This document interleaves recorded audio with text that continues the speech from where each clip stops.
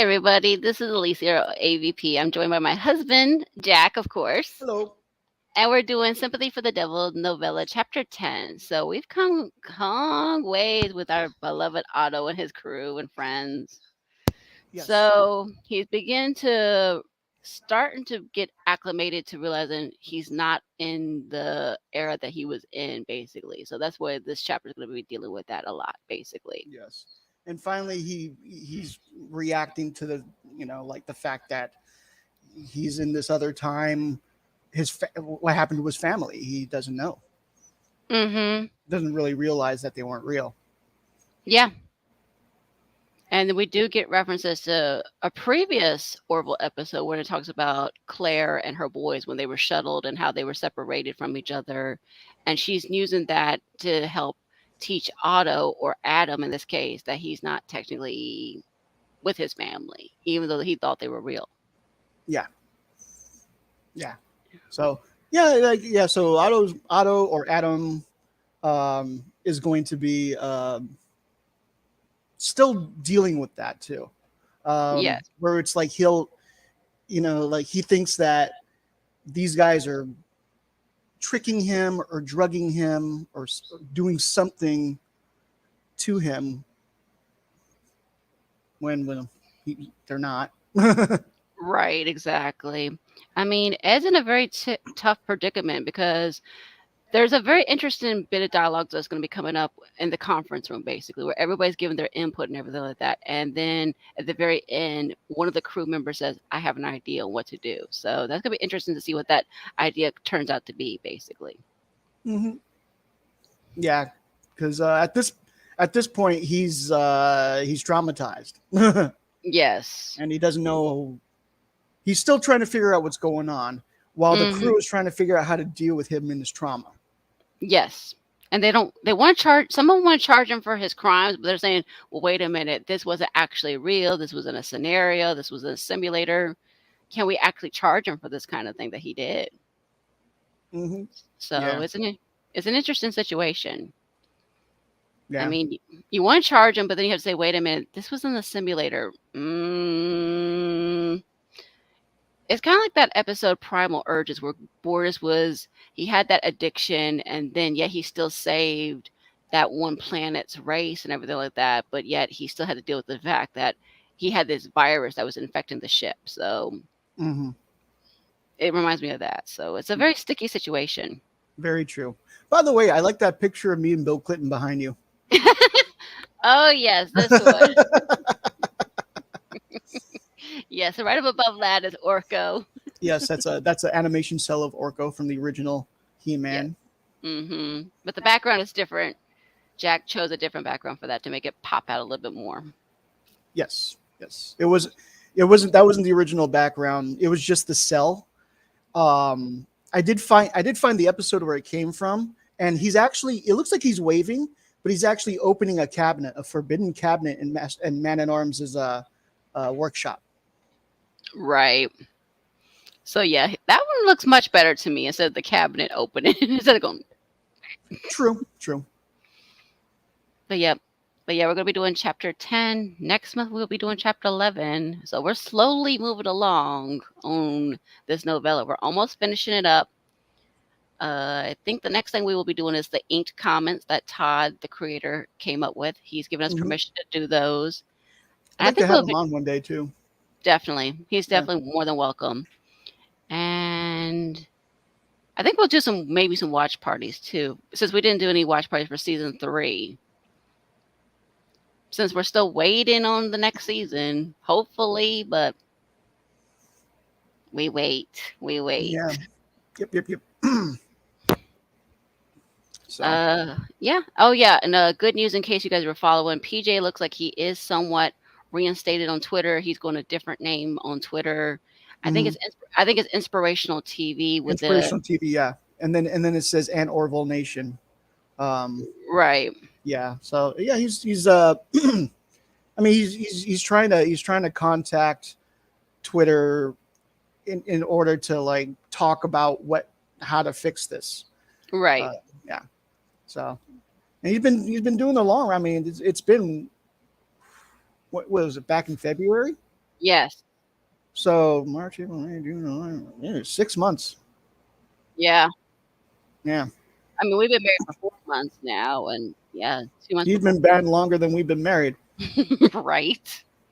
I mean, that's wild when you think about it. Like, oh my God, poor PJ. Yeah, But hopefully, this new one will cooperate, and who knows, maybe the Twitter head, Elon Musk, will come to his senses and say, okay, let me reinstate PJ. But we'll yes, see. yes. We're talking to you, Elon. Yes, because you're I'm letting us down. I'm trying to figure out how to justify continue to pay my $8 a month, but Mm, I don't know. It's just starting to be iffy now.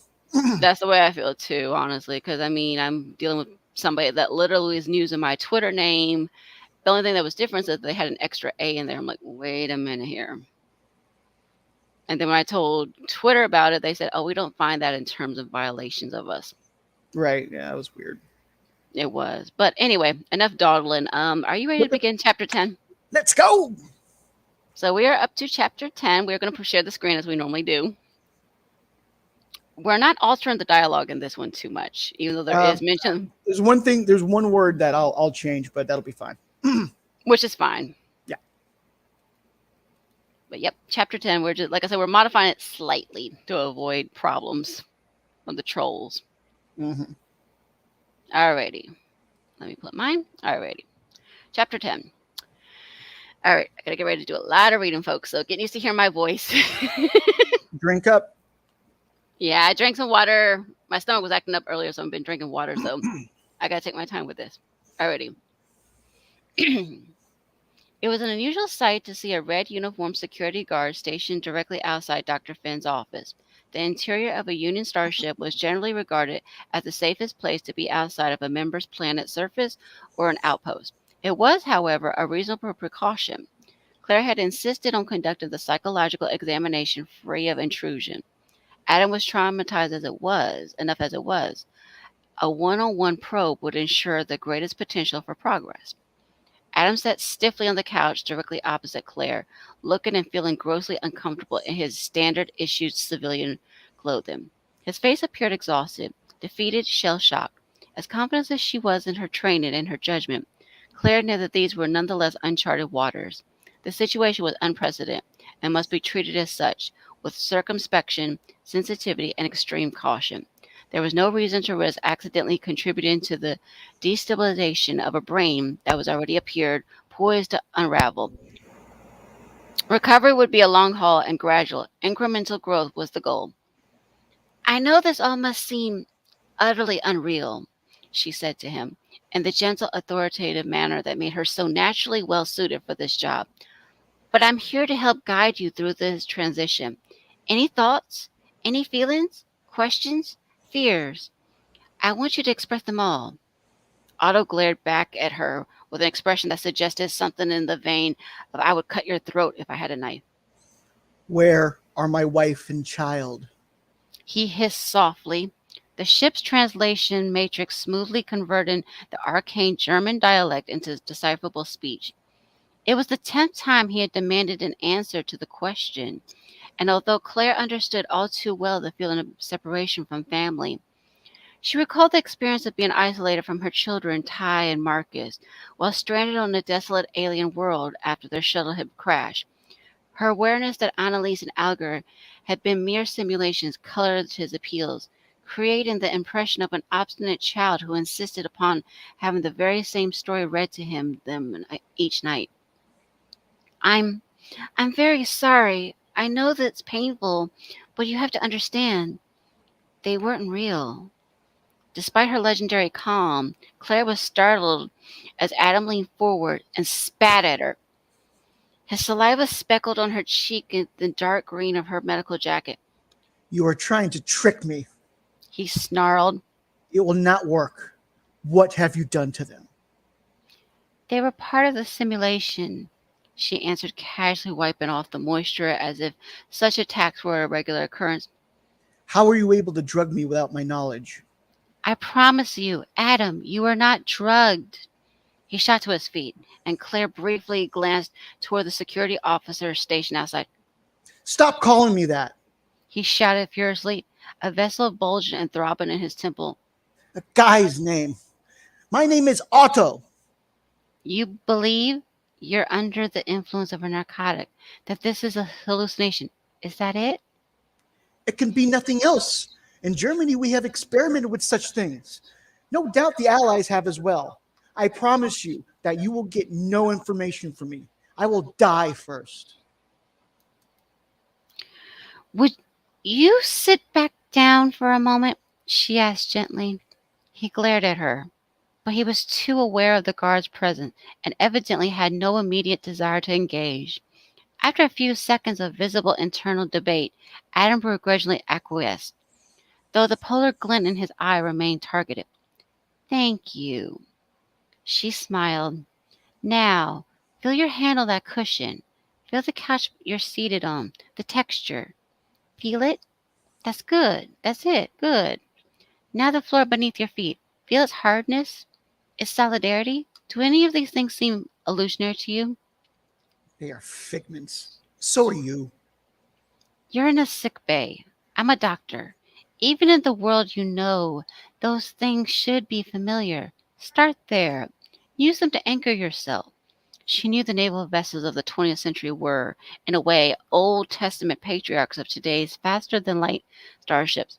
Perhaps Adam could summon the vision to connect the dots on a rudimentary level. He regarded with a cold sneer. A Schwartz's doctor. All right, let's try finding another way in. You were shot. Do you recall that? Yes. The bullets passed right through you. Do you remember?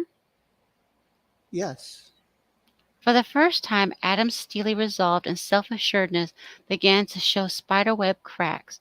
Had she found a keyhole into besieged psyche? How do you think this happened? She pressed. How did those bullets pass right through you without causing harm? They did not. He said, his face growing pale. What do you mean? I was shot.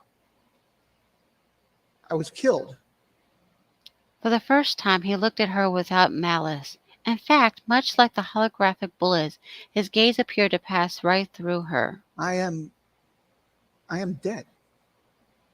Although the Orville's command structure was not democratic, Captain Ed Mercer was predisposed to evaluate the opinions and recommendations of each of his top officers when it came to the weighing of a complex decision. On this morning, they were all present, gathered in the conference room to discuss the next steps in the handling of this decidedly anomalous scenario. The question at hand: what to do with Oldham? Are the Colliers going to face charges for illicit research? Asked Tala, her securities officer's mindset zeroing in on legal ramifications. I wouldn't expect a life sentence, said Kelly. Both the Union Council and the Admiralty feel that, given the unusual circumstances and the amount of time that's passed, the charges, if any, will be light. This is an unprecedented situation. Ed reminded them with a perturbed side. There's no rule book, Even the union council is divided. So for the moment, they're kicking it back to us since we're the ones who are out here in the thick of it. Lazy bastards. muttered Gordon, the Orville's jocular, red-haired helmsman, rolling his eyes. Any and all opinions are welcome. Said Ed, welcoming to the floor comment. Claire was the first to chime in. Well, for the moment, he hasn't accepted the reality of his circumstances. Until we cross that threshold, he's still my full-time patient. After that, I'm not sure what happens. And of course, there's the elephant in the room, said Kelly. That is a false statement. Said Isaac, his luminescent blue eyes glowing from behind a quizzically cocked silver-toned cranium. There is no such pachyderm. Some will explain it to you all later, Isaac clearly plowed ahead. The fact is, for all intents and purposes, her words hung in the air, though they were all knew how the sentence ended. The guy's a Nazi, said the ship's navigator, Charlie, her bullish bluntness outsizing her diminutive appearance as usual. To the core. Kelly nodded, the expressive curve of her long neck moving and the emphasis of her statement.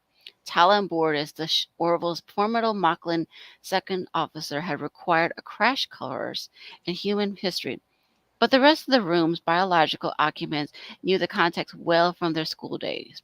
Centuries ago on Earth, when the planet's land masses were still sliced up into subsets of individual sovereign nation states, each one regulated by his own independent governing body, interplanetary conflicts were frequent, with various militaries striking out at one another periodically in their quest to control desired lands of, or unchecked possession of natural resources.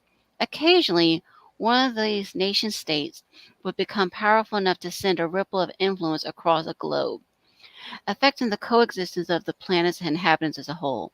A small country called Germany had accomplished this during the middle of the 20th century.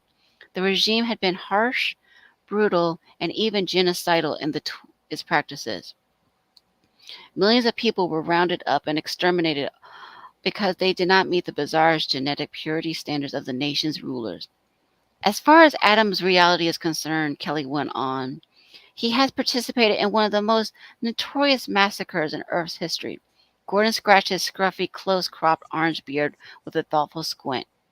Yeah, but it was a simulation. Nobody really died. Kelly nodded. That's the wrinkle. So, what happens? Asked Charlie. Does he get treated like as a war criminal or not? She had directed her question to Ed, who remained silent. The intensity of her blue-eyed stare made him suspect that she was perhaps drawing mental parallels to another, more recent massacre. Charlie Burke had lost someone very close to her in the battle with the Kala. The wound was still fresh, and perhaps she viewed this case as a sort of surrogate for a past war that could not be refought. Okay, let's say Dr. Finn rehabilitates him, she continued. Let's say he gets to the place where he understands what's happened to him. What's then? You can't just let him go free. He's dangerous. Even if the people he killed were holograms, it doesn't matter. He believed they were real. He's a psychopath. That's the thing, said Claire. He's not. What do you mean? Look what he did! Claire has always responded to fire with the coolness of university professors. She explained patiently with her low musical tone. After Earth's Second World War ended, there was an extensive research to determine how so many people could have been persuaded to commit the premeditated, methodical murders of what simply was called the Holocaust. It was statistically impossible for all of them to be insane. It just couldn't happen. So something else had to be at work. What the research revealed was far more chilling. These were regular, ordinary people who had simply fallen in line behind a voice of authority, even though it meant the mass extermination of their fellow human beings. And the worst part of the discovery Ed added with sobriety in his voice. was that the instinct is inside every one of us, waiting for a skilled demagogue to harness it. Picture yourself in Adam Collier's shoes. I'm sure you'd think that you'd resist the authority of your superiors if you were instructed to kill. Maybe you would resist. But the research suggests that for most of us, that's a fantasy. What happened to him could and most likely would have happened to any of us, said Claire. For the first time since the conference had begun, the deep rumble of Bordis's bass-toned voice was heard. Those who succumb to such moral weakness must still be held accountable. Without question, affirmed Ed. he must go to prison. Bortus's deep voice rumbled. Kelly shrugged. Where? It was a good point. There was no real prisons in the 25th century. The term was used colloquially, but the institutions it referred to were just rehabilitation facilities. Around the year 2015, humanity had made peace with the fact that prisons themselves were largely inefficient societal tools that, though they were designed to turn out citizens, usually instead manufactured criminals, and that the other more complex evolved means of behavioral correction offer the dual virtues of being more humane and more effective. There was no standard mechanism in this century to contend with someone like Adam, who was in every way that counted a man from another time. And what would you have charged him with? She added. Killing simulations? Hell, we've all run combat missions in the simulator. Gordon pointed out. I guess that means we should all face charges. Ed leaned forward in his seat, hands clasped together and his brow furrowed. It also depends on what you believe the primary function of a prison is. If it's the punishment of the offender, then yes, we should lock them up. But if it's merely to protect society or to serve as a deterrent for future offenders. Chief Engineer John Lamore emitted a small snort. What future offenders? The last Nazis died years ago. He'd have a tough time selling the idea to anyone in the 25th century. Gordon glanced at the glittering stars that dotted the infinite void outside. Has he looked out a window yet? No, Claire said. The sickbay windows are obscured. Is it crazy to just show him around the ship? Asked Tala, though her expression suggested limited confidence in the wisdom of what she proposed. At the moment, Claire answered, it could overwhelm him, possibly even send him back into shock. He needs to be eased into the actuality of his new world somehow. Suddenly, Gordon's face brightened, and he sat up straight. He turned to Claire with an almost mischievous smile. I have an idea. Ooh. I wonder what Gordon's idea is. I don't know. Not yet, at least. And hey, Jeff B., good to see you. Oh, hello, Jeff B. Sorry we didn't say hi earlier. We were reading. Yes. But yeah. But it's going to be interesting to see what idea Gordon comes up with. Mm-hmm. But yeah, you can see even in this novella that Charlie's still got a little bit of anger and animosity toward the Kalon right now. Right. She hasn't quite, Right. She hasn't quite let go of Isaac and what he did to her precious Amanda. Mm-hmm. Yeah. But yeah, like I feel that she would have a point if it wasn't a simulation. You know what I mean? Mm-hmm. I mean, I play, Red Dead Redemption, and I play Doom, and I play Grand Theft Auto, and in every single one of those, I've shot many NPC. Mm-hmm. I shot him dead, and the idea of having to somehow answer for those crimes seems. Now there is also the caveat that he believed it was real, right? And so, I mean, he was raised in this environment where, acting that way got him, praise. It got him a family. It got him, Mm-hmm. glory or whatever. But it was none of it was real, and that was the one thing that he's still trying to grasp. He's still trying to figure out. Like at one point he thought he was dead. At some other point he thought he was drugged. So he doesn't know what's going on. He's still trying to cope with what the hell is going on with everything. I lived my whole life this way. Mm-hmm. And then in a blink of an eye, within this moment where I seemingly get shot, it changes. It all changes. So I guess this is the afterlife. Yeah. So um, yeah. So he's still like messing with the ideas in his head, trying to figure out make some sort of sense out of this. Yeah. And when Well, he go ahead. I just seen what Jeff B was saying. So he said it Oh, can't be a good actor if it's Gordon's, or maybe he needs a mustache. Gordon's had a pretty decent idea one or two times. I mean, when he turned indirectly on his friend in that Blood of Patriots. So there's one or two times when Gordon has had some pretty decent ideas. This one, I think it's going to be a pretty decent idea, honestly. he will. I mean, sometimes like Gordon's one of these guys is like he likes to hold. He'll hold it in. Like if he's got something to say, but it's like protocol captain or whatever, he'll hold it in. But at some point, he's got to he's got to let it out. And Right. like the when he when after everything that happened with Topa, Right. and Bordis brings Topa to the council, and they see what they've done to her, and Mm-hmm. he's even disgusted by it, and he finally just he has his outburst. He's not supposed to have, but he has this outburst where he just calls the Mocklins out,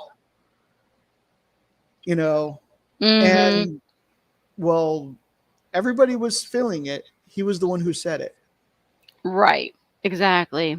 I mean, I think he's Irish or Scottish. Either way, he's got a little bit of that temper because I know that myself because of my background. Because sometimes I fight that temper where I'm like, ugh, you want to say something. And then when you finally say something, I'll be like, oh, I didn't think about that. Or I was wanting to say it, but I didn't say it.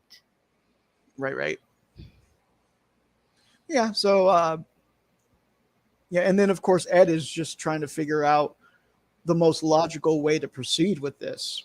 Mm-hmm. And he's trying to do it in the most sensitive way possible, trying to rehabilitate, not punish.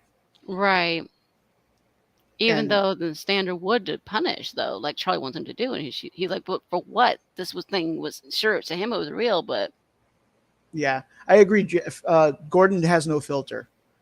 Yeah, yeah, he has no filter. Like even, I mean, the one where he went back in time and got his got family with Laura and everything. Like I mean, he basically told Ed to shut up about protocol and what he was supposed to do. Like he was any. I mean, he had good reason for it. It was like he was forced to kill animals, and in that century, you're not supposed to do that no more. But Mm-hmm. he had to do that to survive.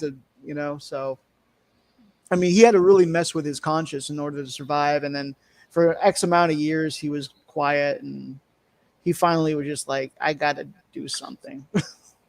Exactly, because here's his bit of life where he's married and he's expecting what his second child. Basically, he's like, Right, and he's got this very successful job at an airport.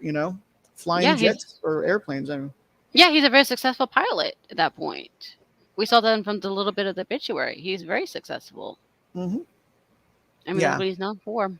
yeah. He's one of my favorite characters. Yes. Scott Grimes is an excellent actor. He's got a lot of depth to him. I mean, when we We first met him, he we was just, all joke. I was going to say we just watched Oppenheimer, Yes. and he's so much different in that movie than he is on the Orville. It's so. I mean, he's just like stuffy lawyer or something like that. Right. Yeah, I mean, because he doesn't talk that much in it until because at first we're like, yeah, oh, does he not talk at all? When you see him, because he's got these glasses, he's clean shaven, and right. the scenes he's in is practically all And black and white at those times. he looks weird clean shaving. He does. He does. No offense, Scott. We love you, Thank, Scott, but thank yes, you, thank you for the songs. yes, you did a wonderful job with our wedding cameos. We love those. But yeah, it was like kind of weird. Like, wait a minute, because I was like, okay, we're looking in the movie. I said, okay, we know Scott Grimes is in it because our friend told us, okay, well, make sure if you guys do it, look for Scott Grimes. I'm like, okay, where is he? Where is he? Where is he? And then I said, oh, and I whispered quietly to my husband. I said, oh, there's Scott. Yeah, I was like, yeah, that's him. Yeah, he looks weird, doesn't he? Yes. Yes. And then I was like, okay, is he gonna talk at all? He And talks near he, the end. Yeah, yeah, I mean, he has hear a him few talk, but it, lines. it's very soft spoken when he talks, Mhm. basically, Yeah, because you gotta listen very carefully. Like, oh, he is talking. he's got a good range. He's like a he is a good singer. He's saying that that song that he sings with Laura. He sang that for us in our wedding toast that he did for us, which was Yes. really sweet, really sweet. And you know, yeah, he's got a great voice, but not just that. Like he plays the guitar, he plays the piano. I'm pretty sure he plays other instruments. I'm pretty sure. So I mean, he's a multi-talented person. If he didn't if he was a failure of an actor, he would still get off on he would still be able to be successful in music or something like that. Definitely. Because I think he did start out with his career in music on Star Search or something back in the 80s and 90s. I have to look that up. We have to look up like that'd be another thing, history of some of these actors and some of these uh, Right. creatives behind the Orville. Yeah, because I mean, I introduced you one of the things that Adrienne did because Adrienne's got quite a range too. I mean, Jack had never seen her on the show Smallville, and I said, "Oh, Right, I seen Adrienne, and she plays the so-called character, the so-called young Supergirl, but it's not Supergirl, but he believes it's Supergirl at first, and then when right. you meet her, like, oh, and he's like, Well, oh, is she like Supergirl? it was like she was naked, and so it was like Right? as soon as like you just like you see like they don't show like her anything, No. but you see her body shape in this shadowy way, right? And I was just Hmm. like, that's Adrian Palicki. Right. I know. It was nice to see her range. Like I said, I saw her on Smallville, and then I like her name sounded familiar. And then when I was watching Orville, I'm like, oh, that's where I saw her. I saw her on Smallville. Like, okay. Because I Right, told Jack when we were watching Smallville, I said, you're going to see a very familiar name on here. He's like, okay. right. And I hope they bring them back for a fourth season. Yes, I really hope so too. Yeah, yeah. Morville, definitely, Jeff, definitely. I'll drink Indeed. to that. Morville. By the way, this is my cool ass. Yes, that's a very cool one. He got that from Spencer's I think last week or the week before, one of the Last two. week, Yes, because you had a little jewel to it. I think the jewels popped out, but we could always add the another jewel's one. gone. Yeah, that's fine. I wasn't expecting it to stay, to be honest, since we got to wash the damn thing. Well, I have to wash it, but I try to be as gentle as possible when I wash dishes. Honestly, I mean But I'm yeah, we very gentle. definitely need more Orville. You know, Yes, at least I want them to go 5 seasons. right. I think 5 seasons would satisfy me. Hmm. It's not too much where it's like overdone to like ran into the ground. It's not Right. it's not too little where I feel like, oh, I've been robbed of you know. So yeah, Yeah, you don't want to go overboard. I mean, certain shows that Jack and I've been watching have been 10 seasons. It's like and they okay. and they start out wonderful, but then like by the fifth or sixth season, it's like it's the same formula. You get kind of bored of it. Yeah, Yes. yeah. But fortunately, they're really good. Like the Stargate shows are really really good. So we need to start on the second season. But the first season was really really good. Yes, and Alicia has this wonderful box set of all 10 seasons of Stargate that we've been going through. At least the one with the discs that work. But Right. there's so as soon as I like looked through those discs, they were scratched as fuck. I was like, ah. Yeah. So we Sure. we went through like I think all of them. We did a We good did. cleaning and scrubbing and whatnot. We did. So they should be working. We also have a little small little portable DVD player that we will play them on. Yeah, because I think the other problem is my um 5 seasons over 10 years. I mean, if you do it right with the 5 seasons, like if you cover, say, a little bit of what happened, like do a little bit of a time jump, not a lot, like what I happens with. I feel like a time jump would be appropriate because with the third season, we had the whole COVID thing, and then since the COVID thing, we've like it's just taken forever to renew the Orville. Now we got the strike. So once the strike is done, they're still haggling about how to get another season of the Orville. Mhm. So you got to have a time jump You from got to. from third to fourth season, like like 3 or 4 years at least. That's hard. I know it is, Jeffy. Really, trust me, honestly. I know it's hard. It's harder for us too, but we're trying to. That's one reason why we're doing these streams that we are with the Orville content to stretch it out as long as we can, Yeah, basically. yeah. I mean, we had decided like we're just going to do this one chapter at a time, even if the chapter is 2 pages. Right. Because we So started out with the prologue, and here it is that we're into August, and we're just finished up chapter 10. So we still got about, I think, 4 more chapters, and I think a little bit of an epilogue, the thanks. And then that's one reason why I said, okay, what else can we do to do next? And Jack said, oh, our friend Todd had these Orville based comics. And I was yeah, like, the Orville Inked. I looked through like the first one and I loved it. I was like I didn't want to keep going because I wanted to do them here with you, to be honest. right. Yeah, Exactly. And so I said, well, let me talk to Todd and get his permission. And Todd's already given his blessing. He says, no, you guys have got a really great range. You guys got great voices for that and everything. So we've got his blessing to do it. right. Oh, you're I messing around with my StreamYard I thing. I just realized that I accidentally flipped the. Sorry. He's Yeah. still learning StreamYards, folks. So, but yeah, But no, yeah, yeah. I think it would be a good idea to, and we do like a comic every stream. We do one once a month. Just to right. hopefully stretch it out a little more, and then from there, I don't know. Hopefully by then we'll have some word. Hopefully. And like I said, if we still don't have word, we'll go into the watch parties again. Was good with season 3 because we didn't do season 3. We only watched Jack and I watched them together now. We did watch those together almost every single episode. Right.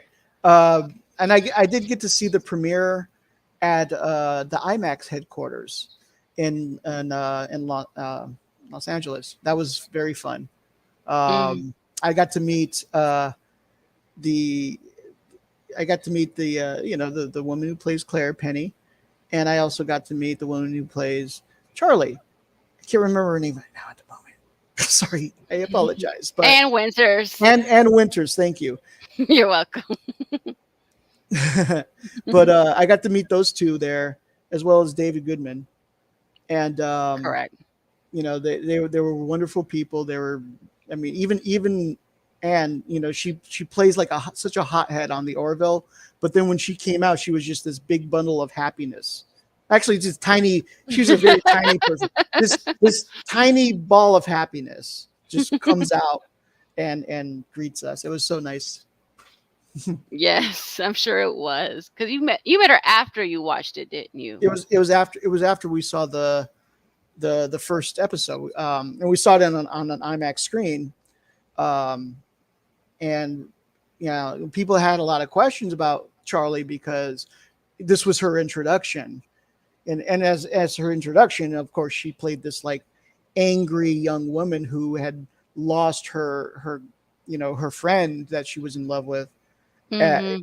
because of Isaac's uh, what Isaac was doing, and the rest of the Kalons and everything. Right. And even though Isaac betrayed the Kalon to you know she was still angry at him. Yes. Yeah. But yeah, she did not feel that, like the feeling I got from Charlie while watching that, I did not get from Anne at all. Like she was just so she was just like this young happy girl who just, I think she's just so happy to be there, like to be Right. able to like be a part of the show and Mm-hmm. and have such a good, really good role. That character arc, chef's kiss. Yes. She came a long way, and that's why I'm glad they brought her into the novella too, which is nice to see her in there too. Yeah. And she, they have her in a very natural role. It was like you should be charged. So Yeah, that's why I had to channel that anger in her because you guys see I'm pretty happy-go-lucky most of the time, but when I have to do the anger, I have to make her a little. All right, and then yeah. So, but that's her character. So Yes, but yeah, we have the next chapter next month. We'll keep you guys when we post it. When we do that one. I think we seem to do them more mostly around this time frame, around 4 p.m. our time Pacific. yeah, yeah. I know it was 7 o'clock when you did it over there. Technically, it's actually the same time. Right? It's just now I'm in a Yeah, different time I frame. I've been doing this at 4 o'clock for the last 10 months, and I'm cool with it. Yeah, and it works. Yeah, No and then it gives complaints. and then it gives us time. It gives us time for like movies and stuff to watch later. Exactly. But yeah, we hope you guys enjoy that. The next stream we might do is might be a gaming one. Maybe we'll give you a little preview of our little Halloween decor. I'd like to do a reaction video to that. You know what I'm talking about. Yes, some of these, yeah, those are fun. We could probably do some of those. That would be fun for you guys to see because Jack and I were looking online and he typed in, I think, as a joke, kind of like a musical kind of thing. We're like, okay. And then we started, and now we can't get it out of our heads now. So so like so we're into the Jurassic Park, Jurassic World franchise. Like I personally just really love that franchise. Right. Same. Um, you know what I mean? I've been lucky enough to go on the Jurassic Park ride in Universal Hollywood. I was lucky enough to see Jurassic Park in Mm-hmm. theaters when it first came out with my parents. Um, I never really bought much merch for it or anything, but Mm-hmm. I've always just loved those movies and why. Of course, then also like the idea of them actually having some of that franchise happen in San Diego. Even though I have some, I have some complaints about how they did it, but I do appreciate that they used San Diego. Right. It brought it home for me. But Yeah. yeah, and I've also been lucky enough to last year I went to Jurassic Park the experience or Jurassic World the experience, Mm-hmm. and they had all these animatronic dinosaurs and puppet dinosaurs and whatnot, and Mm-hmm. which was fun. Yeah. So yeah, there's a that was a big introduction to Camp Cretaceous. So so with those six movies, with the three Jurassic Park, the three Jurassic World movies, from the first Jurassic World to the Jurassic World Dominion, that time period um, is what's covered. And what it is these kids. There's about a group of seven kids who go to Isla Nublar, the island that Jurassic Park was originally built on, and then Jurassic World was rebuilt on.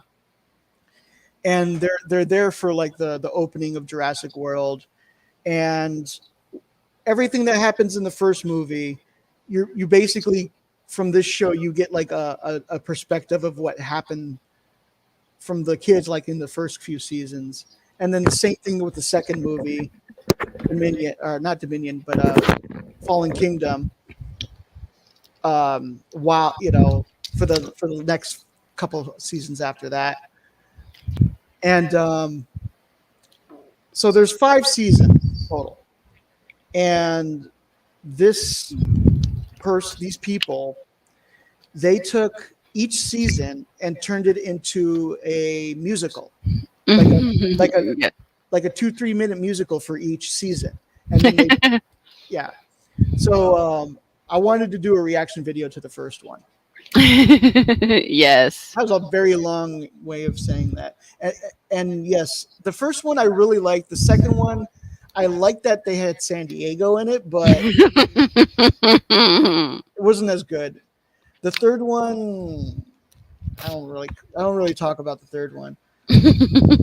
Jurassic World, I actually liked. I thought that was a good reintroduction. Right. Uh, Fallen Kingdom I really liked because suddenly the whole plot of the dinosaurs escaping, that was the plot of like all three first Jurassic Park movies. Mhm. Like that wasn't the plot anymore. The plot was the island was about to blow up and we got to save the dinosaurs. Which I was like, oh, this is new, right? And then there Mhm. was, and then I'm not going to spoil it, but there's a twist in the end that I actually liked especially, and how they did that. Um, but then and then Dominion, I feel like it was a good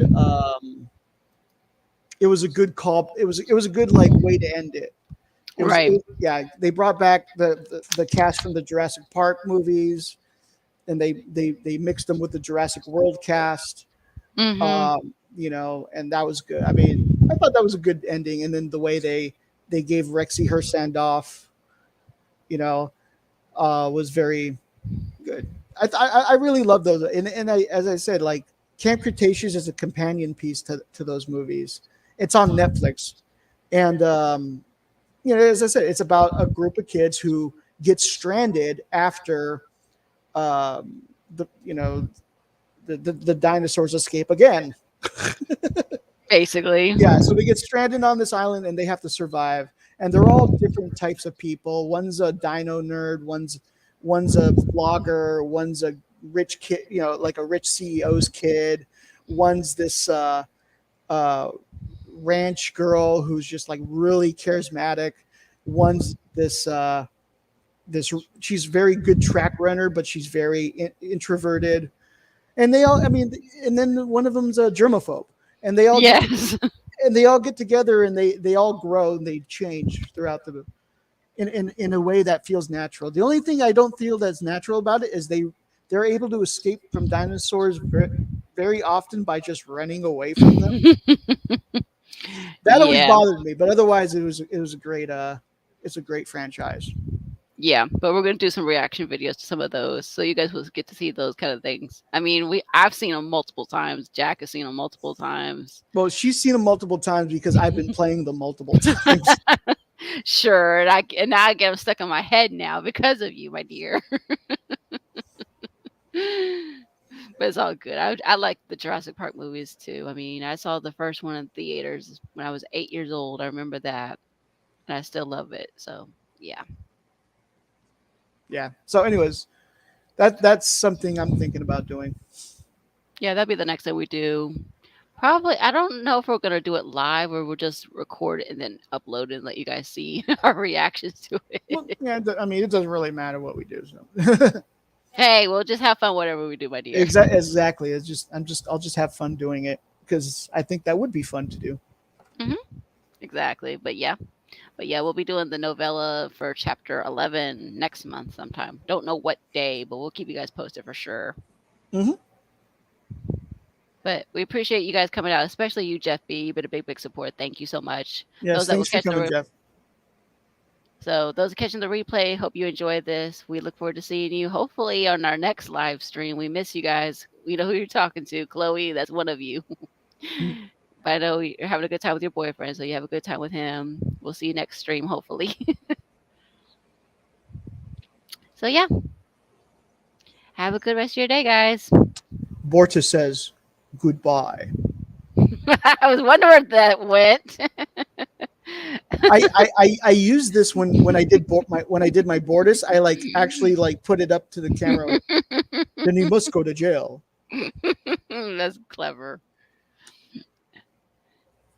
All right. Yes, you be Uh, safe and well too, Jeff.